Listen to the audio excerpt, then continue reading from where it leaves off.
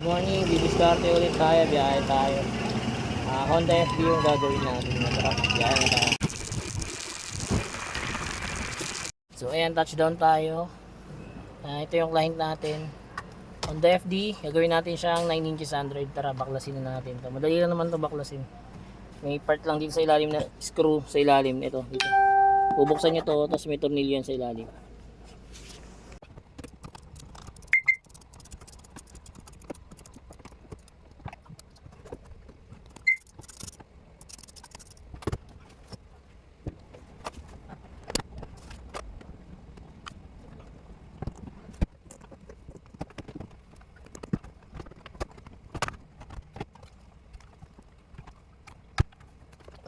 Ayan, nabaklas na natin yung pinaka stereo nya, palitan na natin.